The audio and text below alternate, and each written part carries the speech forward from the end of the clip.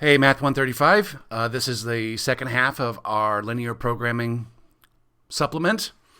Problem number 4. The farmer plans to plant two crops, A and B. The cost of cultivating crop A is $40 an acre, whereas the cost of cultivating crop B is $60 an acre. The farmer has a maximum of $7,400 available for land cultivation.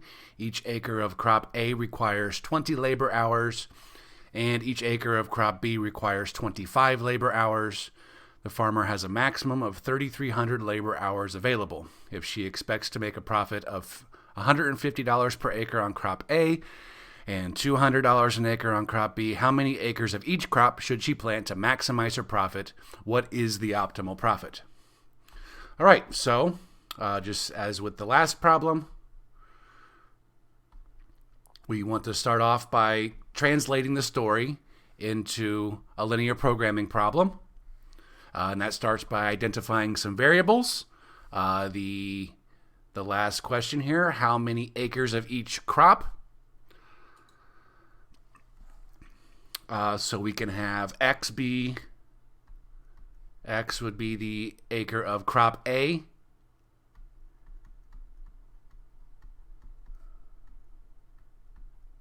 And Y will be the acres of crop B.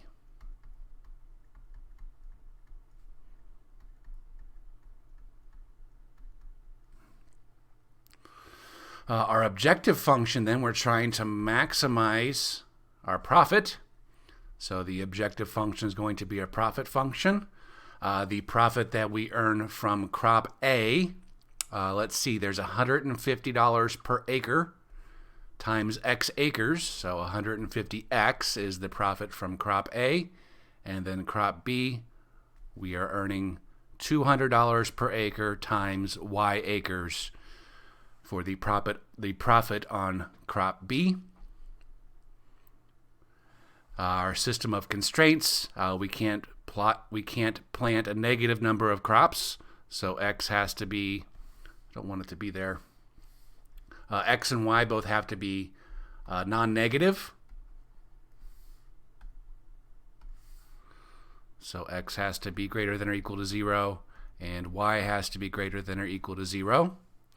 Now, naively, thinking about if we wanted to maximize our profit, just plant a bazillion acres of crop A and a bazillion acres of crop B, and then we'll get big time profit. Now, there's a couple of resources that we've only got a certain amount of money.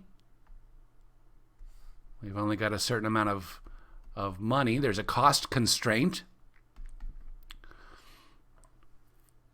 And then there's also a labor constraint. There's a cost constraint and there's a labor constraint. And I thought there was going to be an acreage. Is there an acreage constraint too? Labor hours. Cost. Nope, there's no acreage. So surprisingly, there's not an acreage constraint. Okay. So the cost. Let's see. They have to keep the cost under $7,400. And let's see, crop A is $40 an acre. So $40 times X acres is what it's going to take to cultivate crop A. And crop B is $60 an acre. So it's going to cost 60Y to cultivate Y acres of crop B. So there's our cost constraint. And then the labor constraint, we have to keep it under 3,300. Keep the amount of labor under 3,300.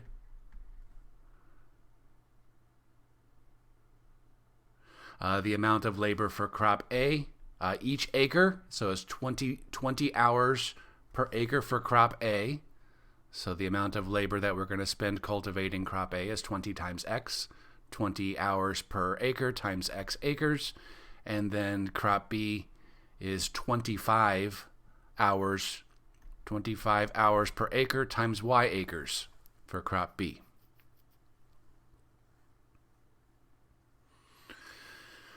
Okay, and it looks like we've taken care of all of the constraints here. So we've got a linear programming problem now. We need to maximize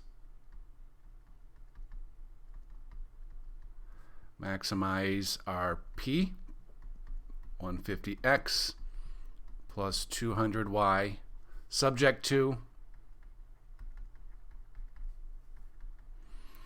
our cost. Let's see now. We can maybe simplify some of these things. I think everything in the first inequality is divisible by 20. And that's the best that we're going to do.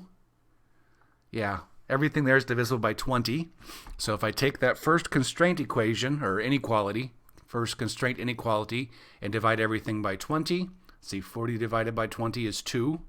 2x plus 3y is less than or equal to 7,400 divided by 20 is 370.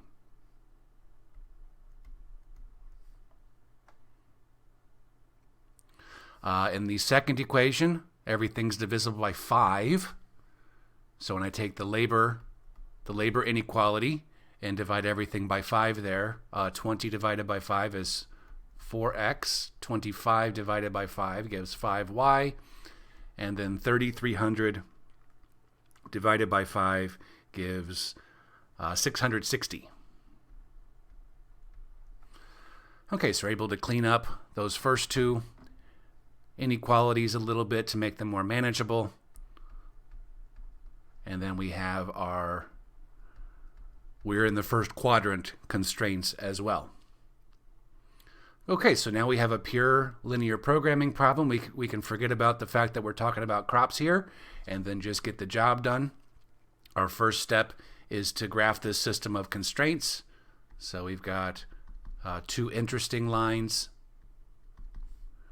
that we want to graph. The actual line that corresponds to the first inequality is 2x plus 3y is equal to 370. The x-intercept, when I set y equal to 0, get 2x is equal to 370, and that makes the x-intercept 370 divided by 2, which is 185. So our x-intercept here will be 185, 0.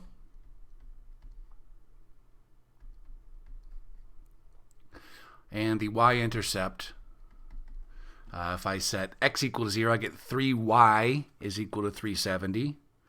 And so 370 divided by 3, that's not going to be a nice number, 123.3. But we're not aiming for a perfect picture here. We're just aiming for one that's good enough.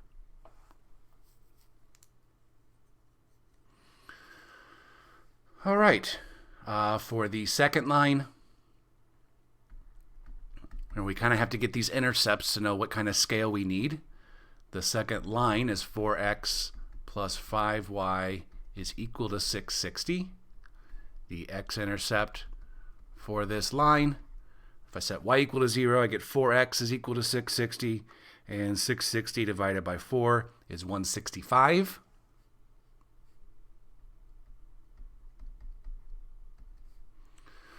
And then the y-intercept for the second line, if I set x equal to 0, get 5y is equal to 660, and 660 divided by 5 is 132. Oops, I went 0, 132 there. Okay, so it looks like going out to 200 along each axis is going to get us where we need to be. So I'm going to go by 20s. 20, 40, 60. Let's see, I got to go out to 185 here. 60, 80, 100.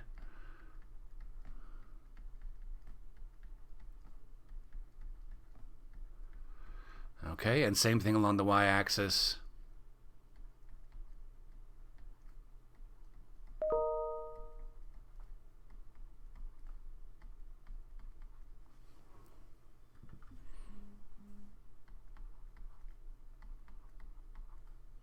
Did I get them all? I feel like I forgot one.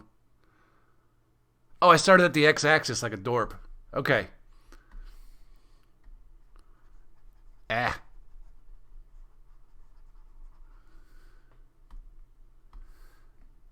That's 20 right there. 20, 40, 60. Okay.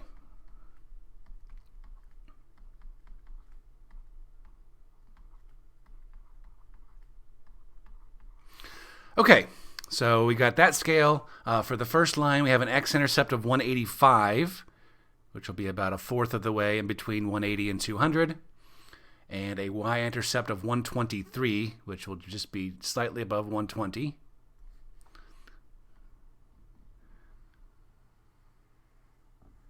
Okay, there's line 1. And we're not looking for perfection here.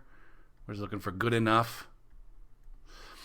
For line 2, we have an x-intercept of 165 and a y-intercept of 132. So these lines are very, very similar, but they definitely cross somewhere here in the middle. All right, there's line 2. Let's see, we've got, when we go to graph the inequalities here, when I test the origin for both of these, let's see, on the first one I get 0 is less than 370, which is true. So the first line points back towards the origin. For the second line, when I test the origin, let's see, we get 0 is less than or equal to 660, which is also true. So the second line also points back towards the origin. Now we're in the first quadrant here because of the last two guys, and so our feasible region here is going to have 4 corners. We have the y-intercept for line 1, which was actually one of the more unpleasant numbers. The place, I guess we'll call that A, B, let's see, C here. And then the origin is also an intersection point of these two lines. But obviously if we plant 0 crops, then we're going to earn 0 profits. So that's not going to be our max. That's actually going to be our min, but we still want to make sure we identify that corner point. Again, I guess I should have been a little bit more careful. If you draw in the line x equals 0, that is the y-axis, and the line y equals 0 is the x-axis.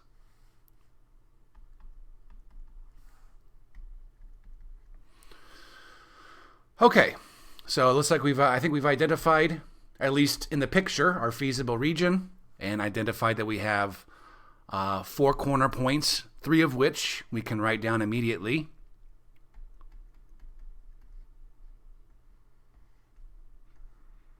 Corner point A was the y-intercept for the first line. 0, and I guess that was 370 over 3. That's our y-intercept, where we took, set x equal to 0 here, and then had 3y is equal to 370. So that's 370 divided by 3. Corner point B is the one that we're going to have to work for. Corner point C is the x-intercept for the second line, which was 165, 0.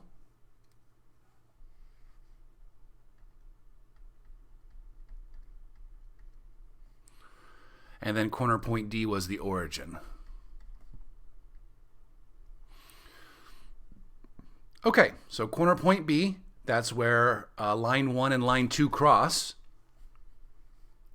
So we got a system of equations to solve. Let's see, 2x plus 3y is equal to 370, and 4x plus 5y is equal to 660.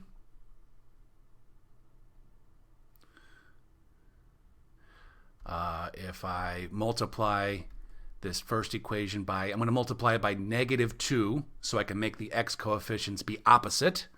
That would give me -4x minus 6y is equal to negative 740. And then when I add these two equations together, the x's cancel. 5y plus a negative 6y gives negative y. 660 minus 740 gives negative 80. Let me check that real quick. 660 minus 740, 660. Okay, negative 80. Not completely insane. Okay, so we got y is equal to 80, and then we want to take either one of those starter equations. I guess I'll just take the first one since the numbers are a little bit smaller, and we'll say that 2x plus 3 times 80 is equal to 370. 3 times 80 is 240, and when I subtract 240 from 370, get 2x is equal to 130. So then x will be 65. And that definitely doesn't look it looks like it's closer to like 160 on the picture here, but again, that's just because our picture's not super perfect. But it's close enough to see, hey, we got a crossing point where line 1 and line 2 intersect, or corner point. Okay, 65, 80. So we've identified our corner points. Now we need to evaluate our objective function. That was the profit function there up in the top left. 150x plus 200y. At point A, when I plug in 0 for x and 370 over 3 for y, I get a profit of $24,666.67. For corner point B, when we plug in 65 for x and 80 for y, so 150 times 65 plus 200 times 80, that gives us a profit of $25,750. And then finally, when we plug in 165 for x and 0 for y, 150 times 165 gives a profit of $24,750. And when I don't plant any crops, I make 0 profit. So we're trying to, let's see here, we're trying to maximize our profit like a rational business owner would. So there would be our max. So remember the original question, how many of each crop? So we want to plant 65 acres of crop A and 80 acres of crop B.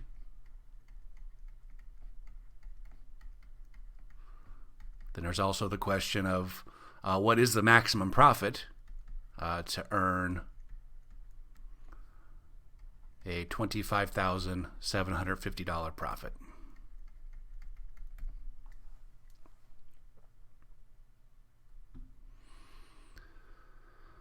Okay, one last question here for this worksheet. Number 5, Everest Deluxe World Travel has decided to advertise in the Sunday editions of 2 major newspapers in town. These advertisements are directed at 3 groups of potential customers. Each advertisement in newspaper 1 is seen by 70,000 Group A customers, 40,000 Group B customers, and 20,000 Group C customers. Each advertisement in newspaper 2 is seen by 10,000 Group A, 20,000 Group B, and 40,000 Group C customers. Each advertisement in newspaper 1 costs $1,000, and each advertisement in newspaper 2 cost $800. Everest would like their advertisements to be read by at least 2 million people from Group A, 1.4 million from Group B, and 1 million people from Group C. How many advertisements should Everest place in each newspaper to achieve its advertising goals at minimum cost. And what is that minimum cost? Okay.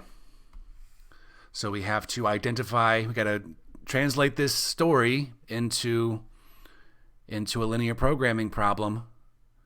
And this one, if you're not playing the game right, it can be very easy to get bogged down. It seems like there might be three variables, right? The customers, but it's not, the variables aren't our customers. The variables here, the question here is how many advertisements should Everest place in each newspaper? Those are our variables. So we could say X is number of ads.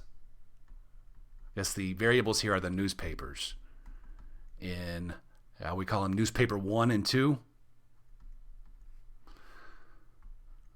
And Y would be the number of ads in newspaper 2.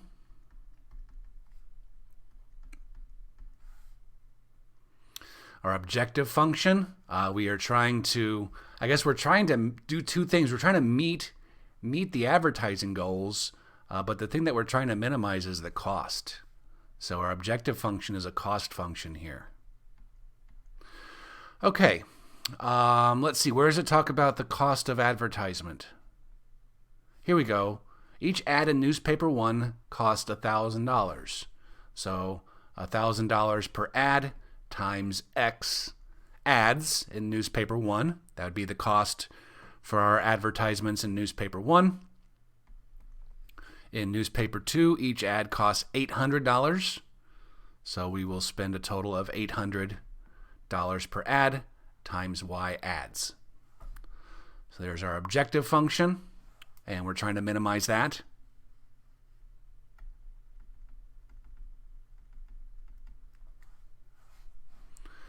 Then our constraints, well, if we're trying to minimize costs, then maybe we just run 0 ads, but we can't run 0 ads because we're trying to achieve goals, okay?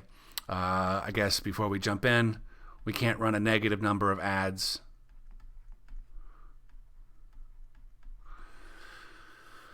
So X and Y both have to be positive. And then our constraints are the goals. Our goals are reaching each of these groups. So the groups aren't the variables, the groups are the goals. So we're going to have 3 constraints, 1 for each group.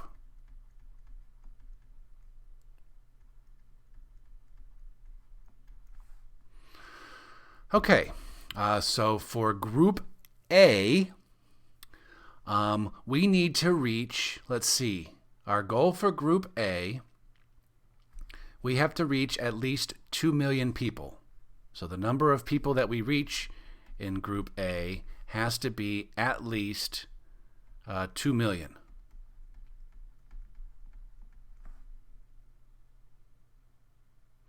And we're going to, let's see, the number that we reach from group A, let's see, newspaper 1, every ad gets seen by 70,000 people in group A. So 70,000 per ad times X ads.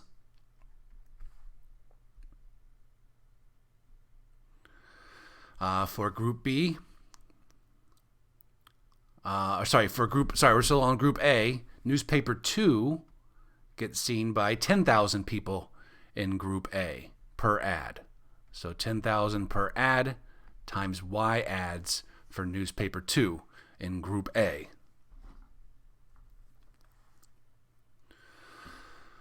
Okay, our group B goals. Let's see, we want to get at least 1.4 million from group B. So the number of people that we reach from group B has to be greater than or equal to 1,400,000. And then let's see, newspaper 1 gets 40,000 group B people for ad. So a total of 40,000 X, 40,000 per ad times X ads. And then newspaper 2, this is where, I guess sometimes when you're doing these constraints, it's good to to kind of label the top two. I'm kind of finding my brain losing track of these things. Okay, so for newspaper 2, Group B, newspaper 2 gets seen, each ad gets seen by 20,000 people. So 20,000 per ad times Y ads for newspaper 2, Group B. And then finally for Group C, let's see, newspaper 1 gets 40,000.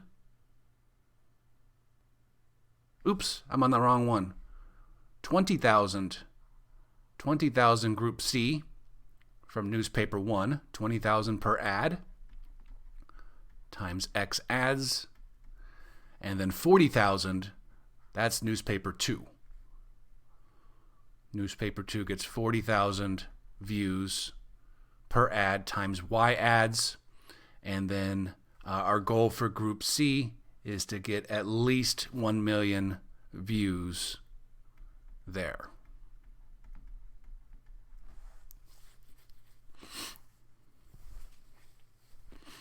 Okay, so those are, I think, the only constraints. If I go back and look through the problem, I think we've underlined and used all of the numbers here, which is a good indication that you have considered all of your constraints. Okay, so let's write this guy down again. We can use this as an opportunity to simplify some of the inequalities here. We're trying to minimize our cost function.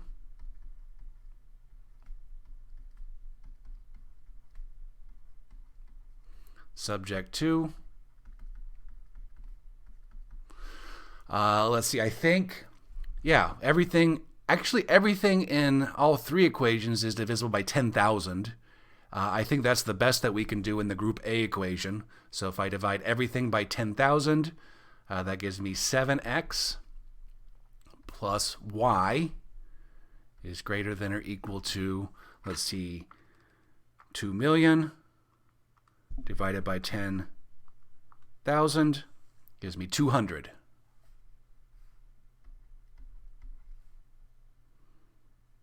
The second equation, everything is actually divisible by 20,000. So 40,000 divided by 20,000 is 2x. 20,000 divided by 20,000 is y. And then 1.4 million divided by 20,000 gives 70.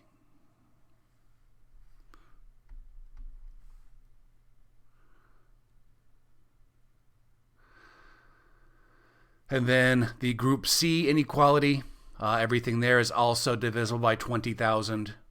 And if you divide all the coefficients by 20,000, you get x plus 2y is greater than or equal to 50.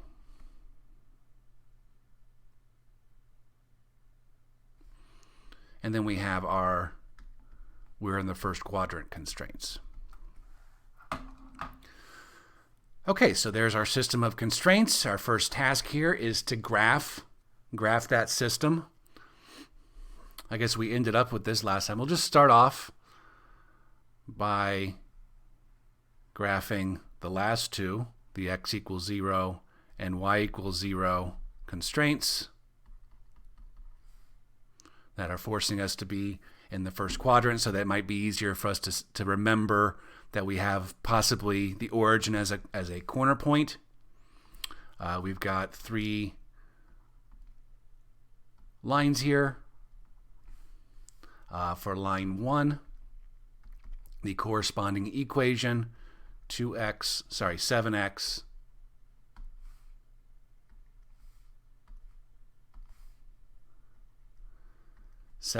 plus y is equal to 200. The x-intercept is not going to be nice. If I do 200 divided by 7, That gives me about 28.6.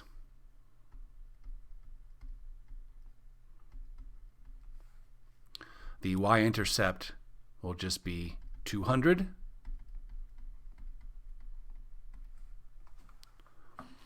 For line number 2, the corresponding equation is 2x plus y is equal to 70. The x-intercept here is 35, and the y-intercept is 70. I'm just getting super sloppy all of a sudden. Like I'm at that point where I'm just ready to be done with these problems. I'm running the risk of making silly mistakes here by trying to go too fast. All right, finally, the third line has the equation x plus 2y is equal to 50. The x-intercept there is 50. And the y-intercept is 25. I did the same thing. I made this mistake 3 times now. 0, 25.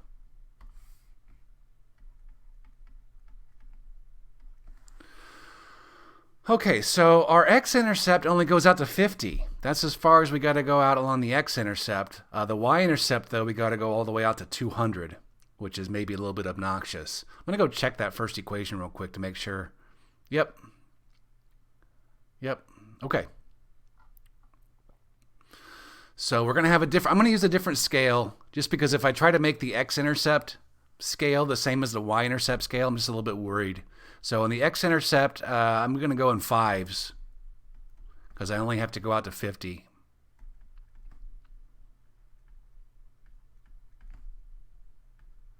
Now, just a little bit of a warning, if you use the slope-intercept method for graphing lines, then you shouldn't choose different scales for your axes. You can run into a lot of trouble there. Then the y-intercept, we got to go out to 200, so I got to go by 20s again, just like the last problem.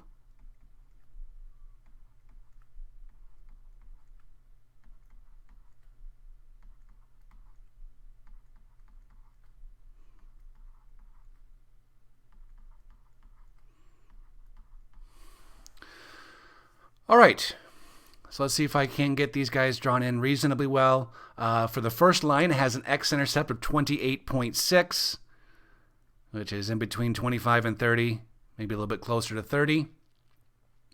And then a y-intercept of 200. Now here's where you have to be, I guess when you have 3 lines, here's where you want to be a little bit more careful to try to get them drawn in reasonably straight so that you can identify which intersections correspond to corner points of the feasible region. That's the real danger when you have, I guess, these 3 lines. It can be dangerous if you don't get them drawn in reasonably well. Okay, the second line has an x-intercept. Oh, I guess sorry. I wanted to do this one where we did our inequality at the same time as we graph the line. So if I test the origin here, I get 0 is greater than 200. We're testing the first inequality at the origin. That's false. So we want to be pointing away from the origin here. Let's see, the second line has x-intercept 35 and y-intercept 70.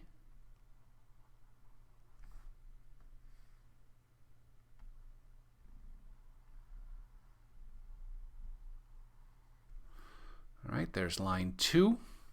And when we test the origin there, we also get 0 is greater than 70, which is also false. So again, we want to be pointing away from the origin. Now, I think if you struggle identifying the feasible regions, that's where you want to do these inequalities one at a time instead of waiting until the end, waiting until you get all the lines drawn in like we did in the last one. So right now, since we're in the first quadrant, our feasible region is up in this area. After sketching in two of the lines, we've got 3 corner points here, or sorry, yeah, 3 corner points, and we're out here in this unbounded region. The last inequality, let's see, has an x-intercept of 50 and a y-intercept of 25.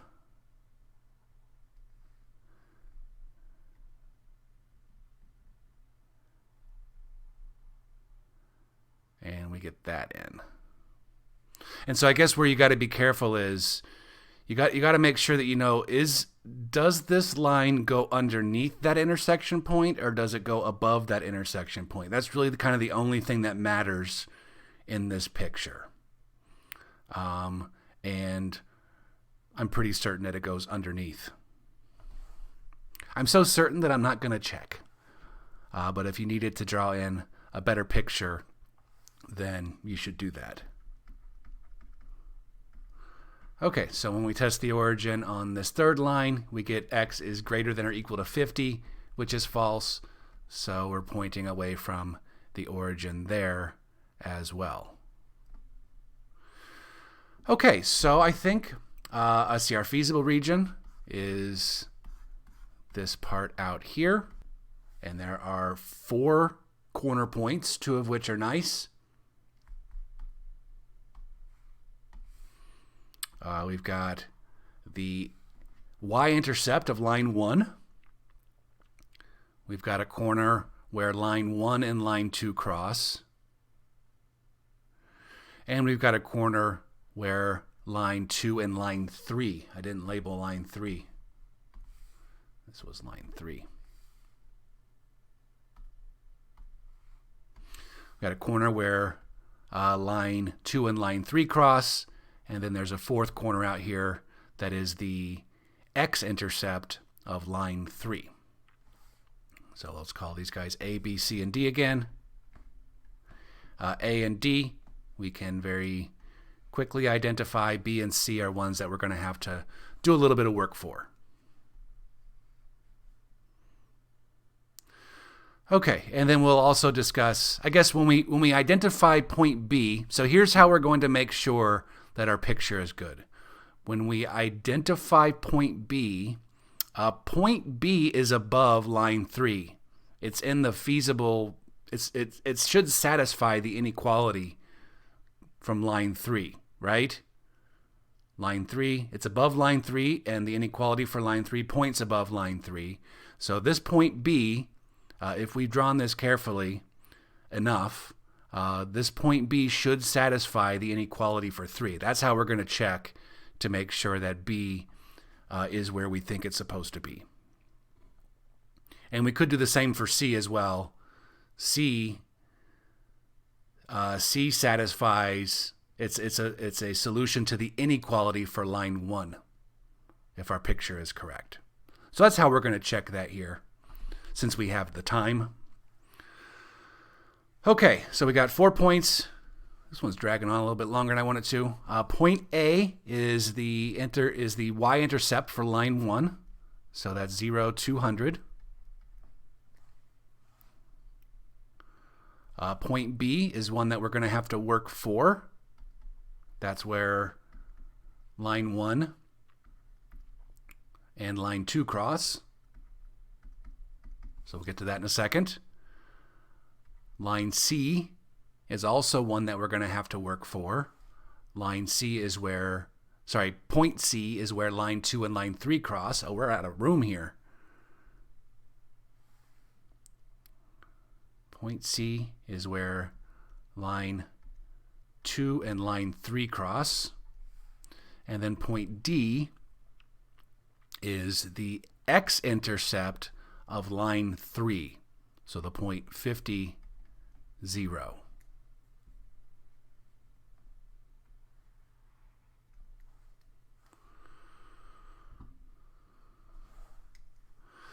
Okay, so line 1 is 7x plus y is equal to 200. Line 2 is 2x plus y is equal to 70. Those are set up very nicely. If I subtract the second from the first, 7x minus 2x is 5x. Y minus y is 0. We get 5x is 130. So that gives us x is 130 divided by 5, which is 26. So x is 26. And then using the second equation there, y will be 70 minus 2 times 26.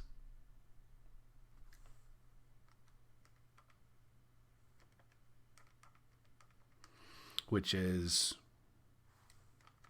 not negative. Okay. 70, not 7. 18. That is 18. So we get the point 26, 18. Hey, that looks pretty close to where it is in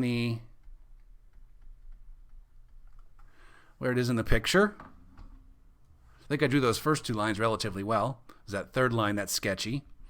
So like I said, we're going to check B.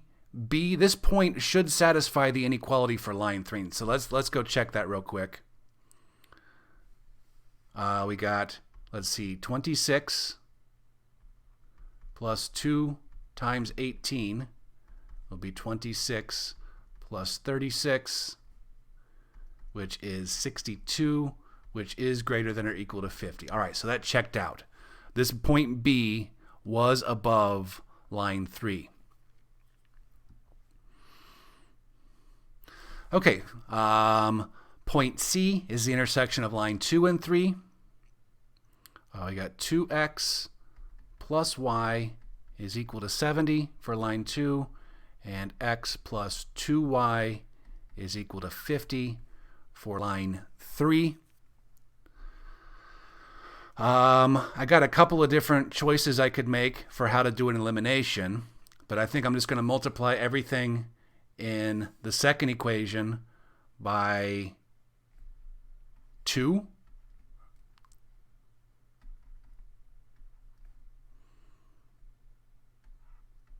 And that gives 2x plus 4y is equal to 100. And then bringing that guy back down, making everything negative, minus 2x minus y is minus 70. That gives me 3y is equal to 30. So y is equal to 10. And then using the second equation here, x will be 50 minus 2 times 10, which is 30. So we get the point 30, 10, which that's approximately where C is too. I didn't do a half bad job of getting those drawn in. All right. I guess we got a couple last things to do here. We got our corners now. We need to look at our objective function, 1000x plus 800y.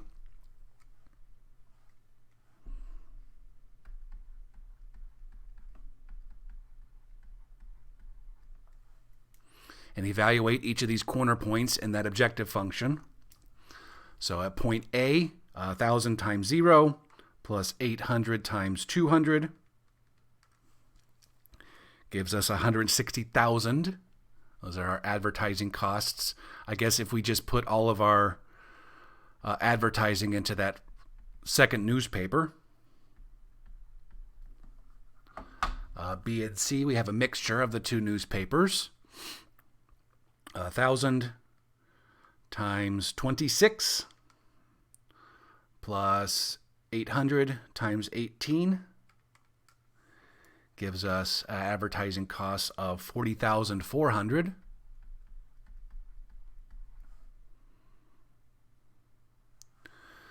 Plugging in point C, 1,000 times 30 plus 800 times 10 gives an advertising cost of $38,000.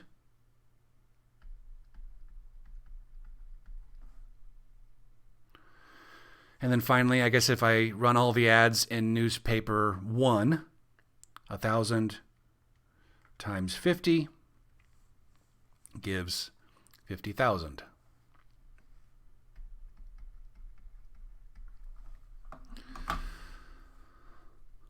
All right.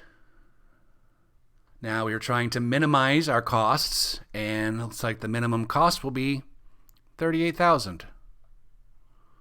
So costs minimized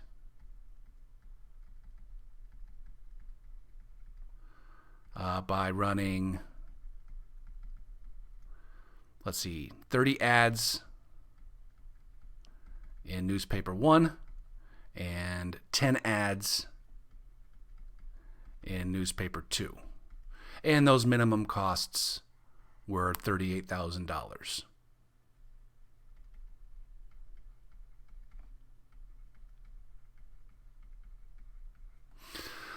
Okay, so I think that second example was a little bit more brutal than the first example, and it's primarily because we have 3 interesting lines and 2 interesting intersections corresponding to those lines, which kind of almost doubles the amount of work that we have to do down here finding our corner points.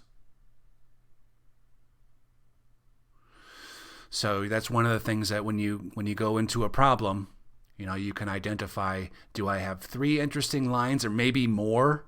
I guess that would be awful if there were more than 3. Do I have 3 interesting lines, or like we had in our first example in this video, are there 2 interesting lines? If you remember the problems that we did in the first video, the one that was the most obnoxious was the very first one. The very first one where we had 3 interesting lines. Actually, you might even say that there's 4 interesting lines here with this y equals 9 line. So, I guess the point is that you can kind of identify before you jump into doing the linear programming problems. You can get a rough sense for how much work there's going to be just by looking at the number of interesting lines in your system. And then, even if it's something that you don't want, you can say, okay, I got to draw 3 interesting lines. I'm probably going to have to find 2 or 3 interesting intersections. It's going to be obnoxious, but I'm just going to roll up my sleeves and do it and try to get it done as correctly as possible. Okay, that'll do it for the second video. I'm glad I split this up into 2. If you have any questions about any of the problems in either of the videos, please make sure you ask, and we'll see you in the next one.